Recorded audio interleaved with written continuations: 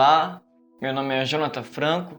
Se por acaso você quer me conhecer um pouco melhor, já gravamos um vídeo de apresentação dizendo quem eu sou, de qual ministério faço parte e qual é o objetivo desse estudo, Cosmovisão.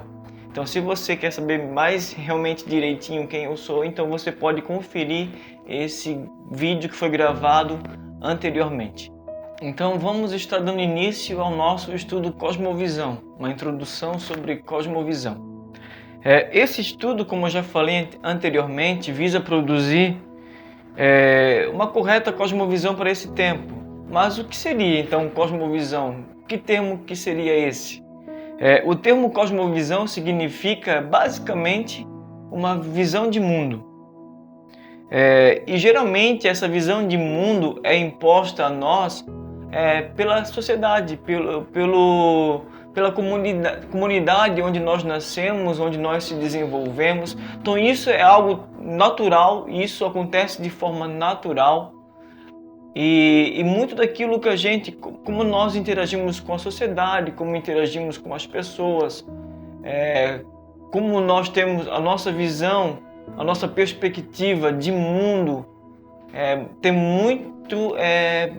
muita base naquilo que as pessoas já nos passaram e aquilo que aprenderam anteriormente. Então essa cosmovisão vai passando de geração em geração e temos como basicamente é uma ideologia. Então cosmovisão é uma ideologia que é imposta a nós por uma sociedade, por uma comunidade, tá bom?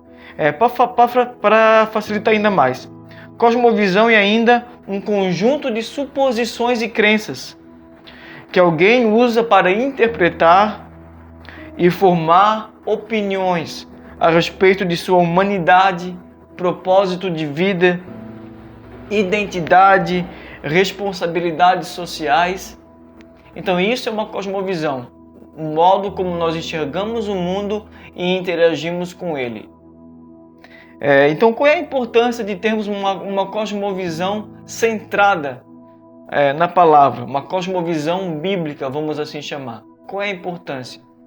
Porque se nós continuarmos com essa mesma cosmovisão que a gente pode denominar como uma cosmovisão do homem caído, que sempre quer lidar com a criação pela veia exploratória, consumista.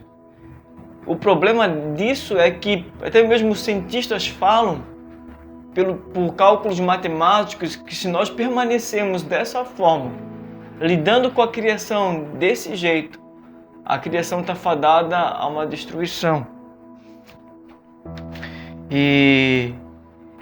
Então temos que, na verdade, mudar o modo como lidamos com a criação. E nós, como comunidade cristã, nós como filhos de Deus, temos essa oportunidade.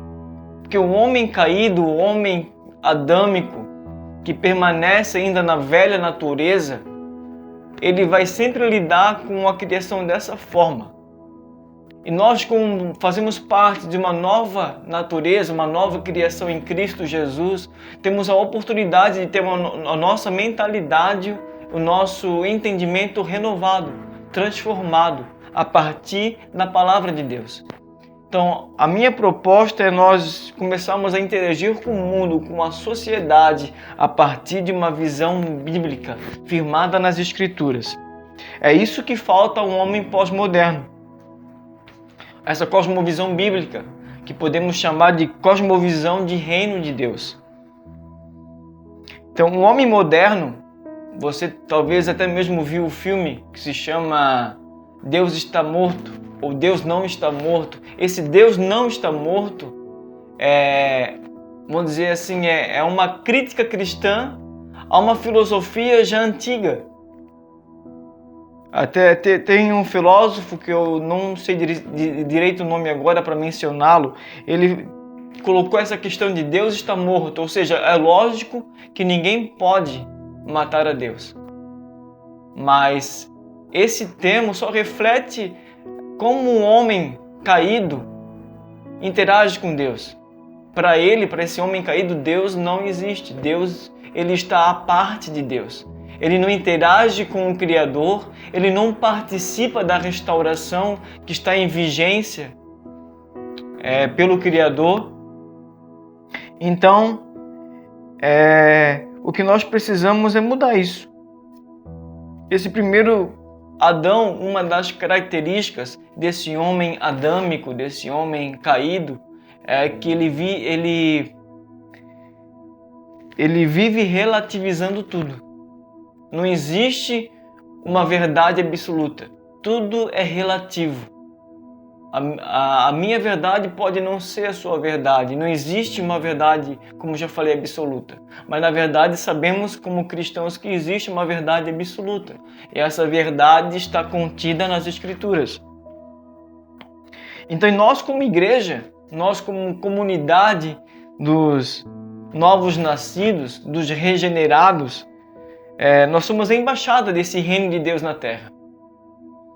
E como fala lá em 2 Coríntios 5:20, você pode estar conferindo na sua Bíblia, mas eu vou estar só dando continuidade para não se alongar muito mais. Mas lá em 2 Coríntios 5:20 fala que nós como igreja somos embaixadores do reino de Deus na terra, e o Senhor nos confiou o ministério da reconciliação. Então, o modo como a gente lida com a sociedade, o modo como lidamos com as pessoas, vai, na verdade, aproximar as pessoas de Deus ou afastar ainda mais o homem adâmico de Deus. Então, nós temos uma responsabilidade diante de Deus, de sermos embaixadores desse reino. Então, temos que trabalhar a partir de uma cosmovisão bíblica de reino de Deus. Retomar assim a relação do Criador e criatura e entender qual é o nosso papel. Entender que a Bíblia tem um começo, meio e fim. Há uma mensagem central nas Escrituras. Que a mensagem central é restauração. Deus fez uma promessa lá em Gênesis 3:15, que Deus iria restaurar novamente o homem, que haveria que nasceria da mulher, que pisaria a cabeça da serpente e a serpente morderia o seu calcanhar, mas esse ele restauraria todas as coisas, ele reconectaria o homem com Deus. Então, essa é a promessa do Senhor para Adão e para Eva. Essa é a promessa que Deus faz para Abraão em Gênesis capítulo 12, que o descendente de Abraão, através desse descendente, Deus abençoaria todas as famílias da terra, todas as nações. Que está falando novamente a respeito do Cristo, do Messias, que viria a partir da descendência de Abraão. Então temos que entender isso nas Escrituras, essa promessa e esse tema se desenvolvendo de Gênesis a Apocalipse, entendendo que a Bíblia fala da salvação como um começo, um meio e o fim. Há um processo em vigência e temos que entender esse processo para assim nos movermos e sermos intencionais na nossa vida e sermos relevantes no meio dessa sociedade caída que precisa de ter novamente um contato com o Criador para estar realmente sendo inserido nesse papel da restauração. Amém? Então, vamos agora sobre um problema conceitual. Qual é o problema conceitual dessa cosmovisão caída? E qual é o problema conceitual que muitos de nós, como os cristãos, não entendemos? A gente vai entender agora isso. Então, muitos de nós possuem pouca ou nenhuma compreensão de uma cosmovisão de reino de Deus. Nós muitas vezes reduzimos essa questão de reino de Deus a um mero adjetivo. Um exemplo, os amigos do reino. Quando a gente quer falar de amigos espirituais, a gente fala amigos do reino. Ou até mesmo, vou fazer uma viagem do reino. Mas na verdade é uma viagem com um intuito espiritual.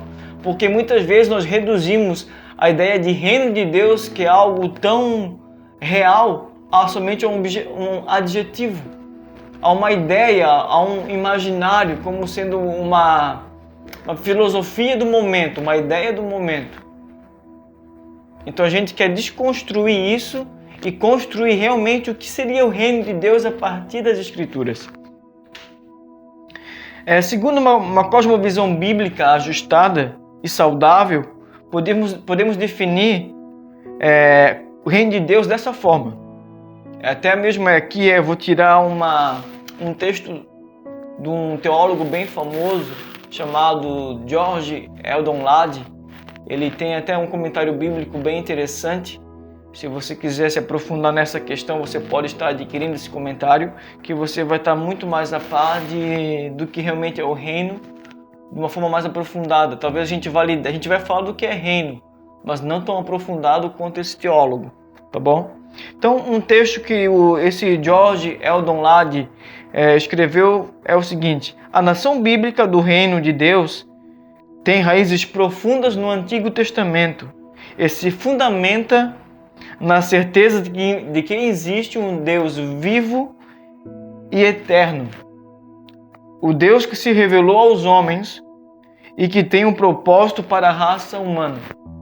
Propósito esse que ele escolheu realizar por intermédio de Israel. Sendo assim, a esperança judaica é um reino final de paz. Você pode estar lendo isso lá em Isaías capítulo 2, do verso 1 ao 4. Então vamos estar lendo junto esse texto. Fala o seguinte: a palavra que em visão veio a Isaías, filho de Amós, a respeito de Judá e Jerusalém. Nos últimos dias acontecerá que o monte da casa do Senhor será estabelecido no cimo dos montes e se elevará sobre os outeiros, e para ele afluirão todos os povos. Irão muitas nações e dirão: vinde e subamos ao monte do Senhor e à casa do Deus de Jacó, para que nos ensine os seus caminhos e andemos pelas suas veredas. Porque de Sião sairá a lei e a palavra do Senhor de Jerusalém. Ele julgará entre os povos e corrigirá muitas nações. Estas converterão as suas espadas em relhas de arados e suas lanças em podadeiras. Uma nação não levantará a espada contra outra nação, nem aprenderão mais a guerra. Então aqui está falando do reino real que será estabelecido naqueles dias. O que isso significa? Nos últimos dias, no dia do Senhor, será estabelecido um reino sociopolítico que vai ter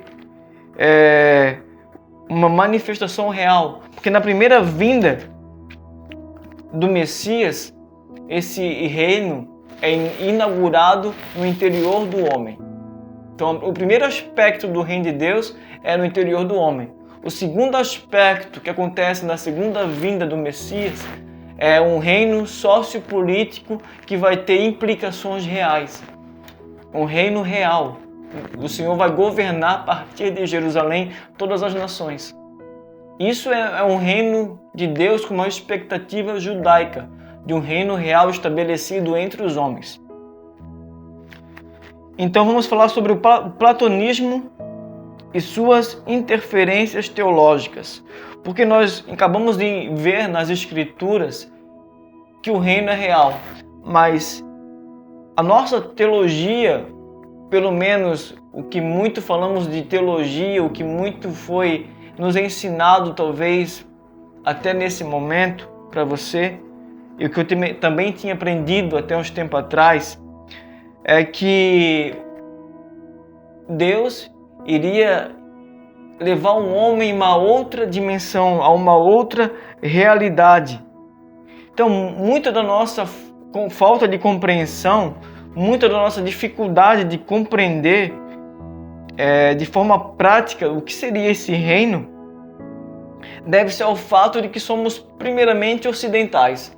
A gente não faz parte de Israel, a gente não é descendente diretamente, biologicamente de Abraão, Então, muito dessa dificuldade parte dessa verdade que nós somos ocidentais e também que nós somos influenciados pelo platonismo e a filosofia grega.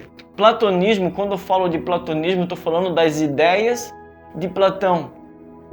Então, nossa teologia é influenciada por esse pensador, por esse filósofo, através dos ensinos de Agostinho de Hipona, esse teólogo aí que tem uma obra muito boa, só que infelizmente muito da ideia desse Agostinho de Hipona, muito da ideia de reino de Deus que ele passou é um reino subjetivo, é um reino que não tem uma implicação real. Então, muito da nossa teologia foi influenciada por esse teólogo. E nos dias de Agostinho, perdurando até hoje, os cristãos esperam um lugar perfeito em outra dimensão.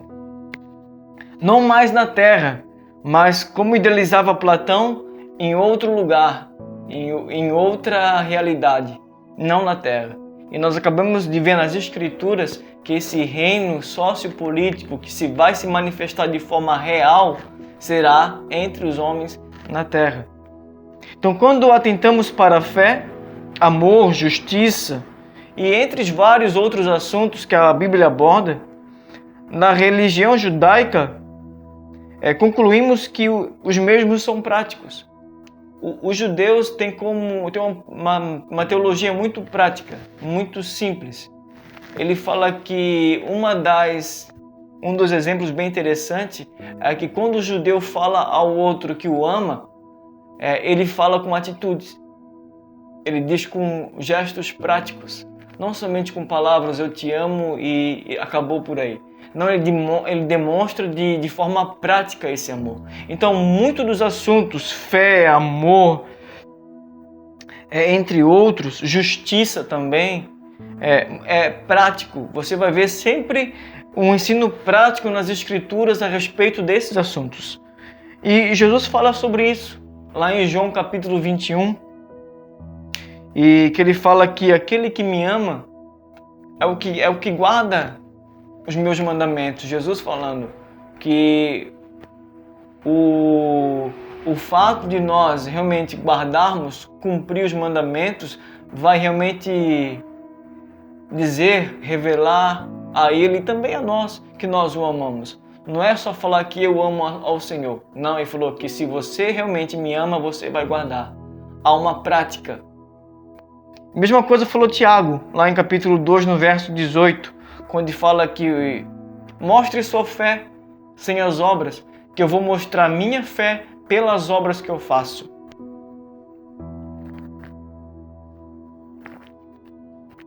Então, parafraseando, tu tens uma fé subjetiva que não toca a realidade e nem afeta a sua vida, sem obras. Isso quer dizer sem obras. Já eu te mostro a minha fé pelo resultado que ela tem na minha vida, na minha prática.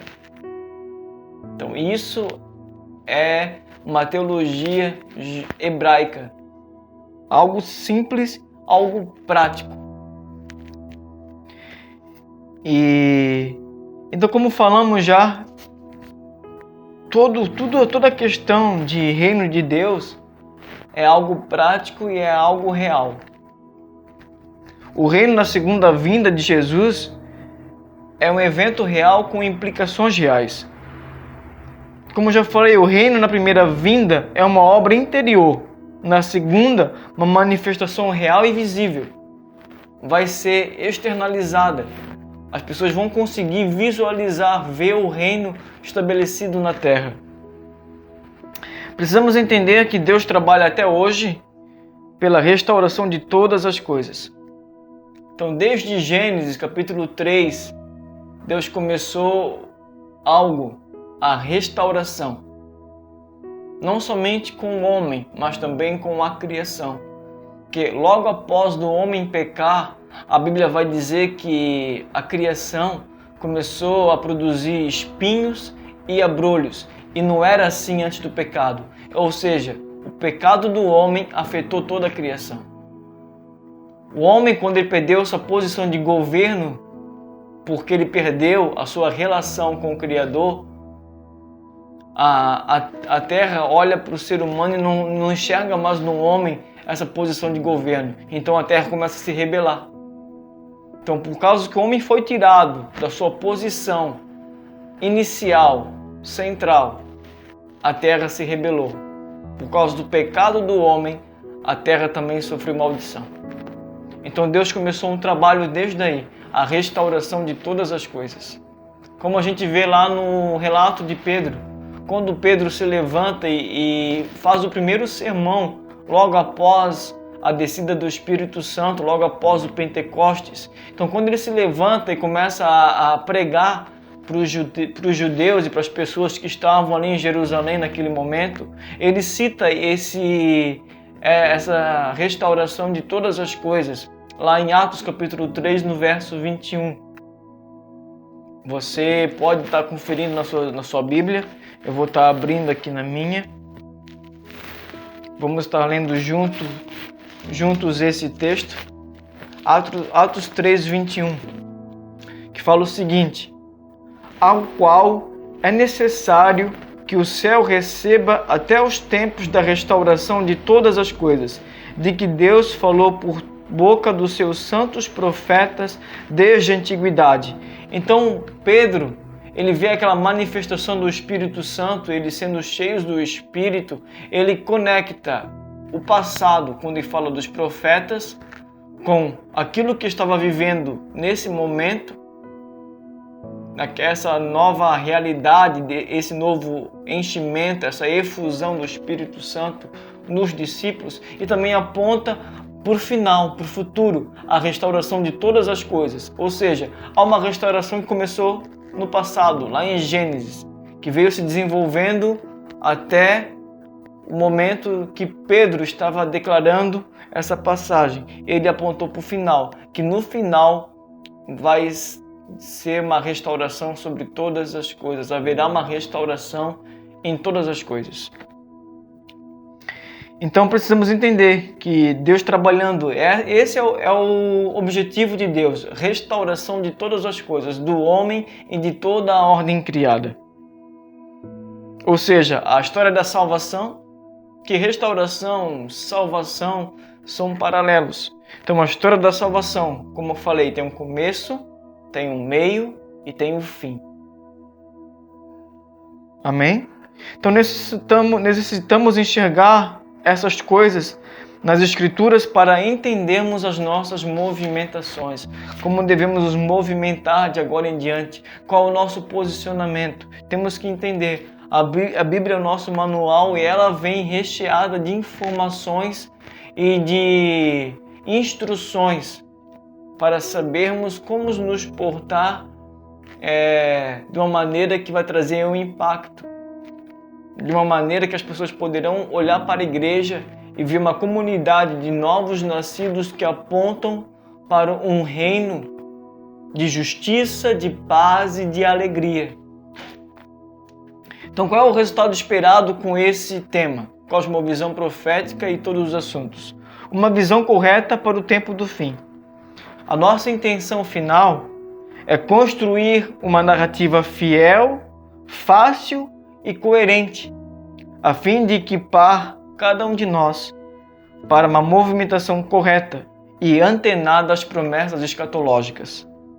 Como eu já falei, convicção em meio à tribulação produz perseverança. Você pode estar lendo isso lá em Romanos capítulo 5, no verso 3. Então essa é a nossa introdução do nosso estudo Cosmovisão Profética. Deus te abençoe e nos encontramos no próximo vídeo.